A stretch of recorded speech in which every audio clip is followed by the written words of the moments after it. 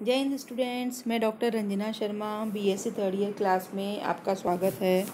Students, जैसे कि आपको पता है कि आपकी रेगुलर क्लासेस नहीं हो सकती, तो इसके लिए आपकी ऑनलाइन क्लासेस स्टार्ट की जा रही हैं। तो आपकी स्टडीज़ स्टार्ट करने से पहले मैं आपको आपके सिलेबस के बारे में बता दूं। स्टूडेंट्स, जैसे आपका फर्स्ट पेपर है structure and function of chordate type, ठीक है, कि आप कशेरुकी जंतुओं की संरचना और उनके कार्य के विषय में पढ़ेंगे। ठीक है, अब तक आपने फर्स्ट ईयर और सेकेंड ईयर में नॉन कॉर्डेट के बारे में पढ़ा था। अब आप फाइनल ईयर में कॉर्डेट्स के विषय में पढ़ेंगे। इसमें आपका फर्स्ट सेक्शन है, ठीक है, कॉर्डेट में कंपैरेटिव स्टडी है। जैसे आपके हर्डमानिया में और ब्रैंकियोस्टोमा में कंपैरेटिव स्टडी करेंगे। इसमें एफिनिटीज़, हेमिकॉर्डेटा, यूरोकॉर्डेटा और सेफेलोकॉर्डेटा में कुछ समानताएं हैं, इनके विषय में पढ़ेंगे। ठीक है, सेक्शन बी जो है आपका, सेक्शन बी में स्टूडेंट्स इसमें आप पढ़ेंगे फिशीज़, एम्फीबियंस, रेप्टाइल्स, एवीज और मैमल्स। ठीक है, फिशीज़ बोलते हैं मछली वर्ग को। इसका एग्जाम्पल है लेबियो। एम्फीबियंस है उभयचरी जंतु, इसमें जल और थल दोनों पर पाए जाते हैं। इसका एग्जाम्पल फ्रॉग है। रेप्टाइल्स बोलते हैं रेंगने वाले जंतुओं को, इसमें वेरिनस एग्जाम्पल है।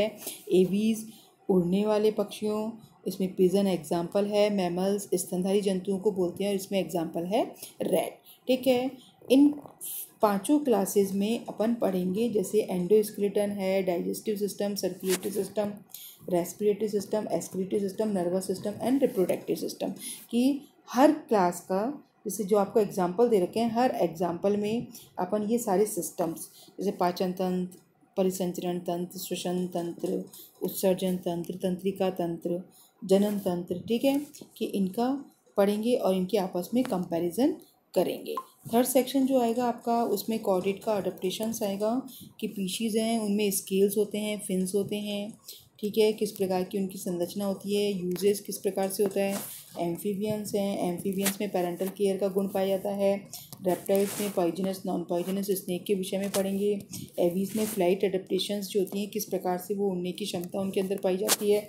और मैमल्स में अडेप्टिव रेडिएशन और डेंटिएशन के विषय में अपन पढ़ेंगे। ये तो है आपका पेपर फर्स्ट। अब है आपका सेकंड पेपर जो है आपका ecology, environmental biology and evolution के विषय में पढ़ेंगे। ठीक है, तो इसमें सेकंड पेपर में आपके फर्स्ट सेक्शन जो है आपका वो है इसका इकोलॉजी, इसमें बेसिक कंसेप्ट इकोलॉजी के विषय में, उसका मीनिंग, हिस्ट्री, ठीक है, कंसेप्ट, लिमिटिंग फैक्टर जो होते हैं उनके विषय में पढ़ेंगे। इकोसिस्टम किसे कहते हैं, जैविक और अजैविक कारक किस प्रकार से इकोसिस्टम को प्रभावित करते हैं। ठीक है, इकोसिस्टम में फूड चेन, फूड वेव जो है, ट्रॉफिक स्ट्रक्चर और पिरामिड्स जो होते हैं उनकी संरचना के विषय में पढ़ेंगे।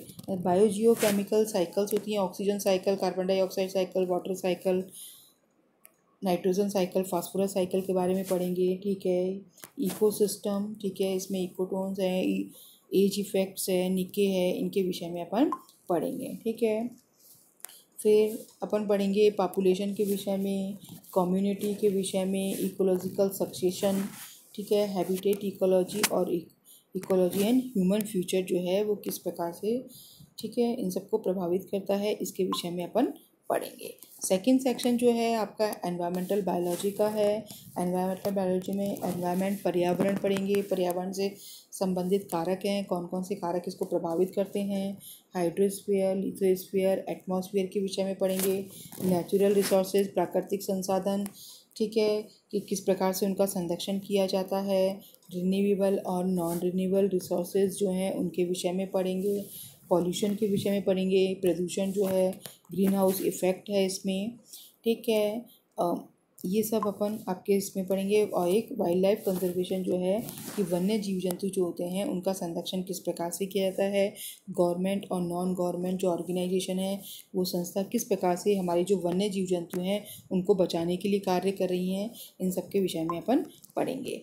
थर्ड सेक्शन जो है आपका, थर्ड सेक्शन में अपन Darwinism, new Darwinism, new Lamarckism और नेचुरल सिलेक्शन, प्राकृतिक वर्ण के विषय में पढ़ेंगे। वेरिएशन, विभिन्नताएं, आइसोलेशन, म्यूटेशन, ठीक है, इन सब के विषय में अपन पढ़ेंगे।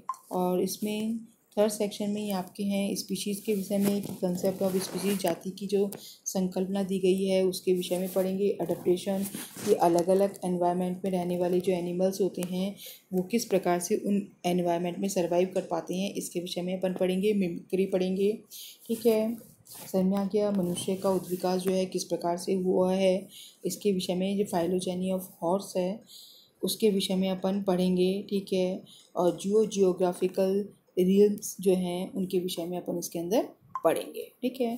थर्ड पेपर जो है आपका, थर्ड पेपर जो है स्टूडेंट्स वो आपका है applied zoology, ethology and biostatics के विषय में पढ़ेंगे। अप्लाइड जूलॉजी जो है इसके अंदर अपन पढ़ेंगे कि वर्मी कल्चर, जैसे अर्थवर्म का जो पालन है किस प्रकार से किया जाता है, सेरीकल्चर, ठीक है, रेशम के कीट का पालन, लैग कल्चर, ठीक है, एपीकल्चर, प्रॉन का कल्चर, पोल्ट्री कीपिंग जो होती है, मुर्गी पालन जो है किस प्रकार से किया जाता है।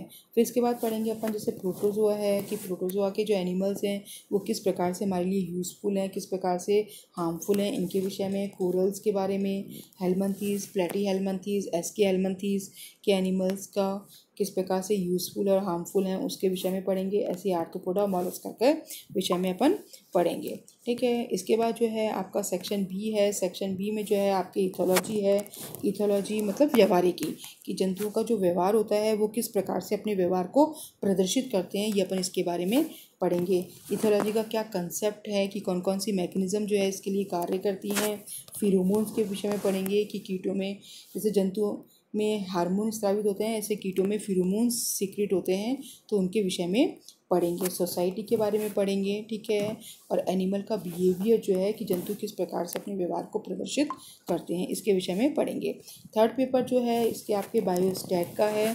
बायोस्टैट में अपन स्टैटिक्स की इस जो है इंट्रोडक्शन के विषय में, क्या स्कोप है इसका और इसकी क्या उपयोगिताएं हैं, इनके विषय में पढ़ेंगे, ठीक है। फिर फ्रिक्वेंसी डिस्ट्रीब्यूशन, जैसे आवर्ती वितरण है किस प्रकार से किया जाता है, किस प्रकार से ग्राफ बनाए जाते हैं, टेबल्स किस प्रकार से बनाई जाती हैं, मीन मोड मीडियन जो है किस प्रकार से निकाला जाता है, स्टैंडर्ड डेविएशन है, स्टैंडर्ड एरर है, उनके उपयोग हैं, ये सब अपन। और hypothesis, null hypothesis, alternative hypothesis, student t test जो है आपके थर्ड सेक्शन के अंदर अपन पढ़ेंगे, ठीक है। तो ये तो हो गया आपके तीनों पेपर, मैंने आपको समझा दिए हैं ताकि आपको जब अपन क्लासेस स्टार्ट करें तो आपको किसी प्रकार की कोई परेशानी ना हो, ठीक है students. Okay, thank you students.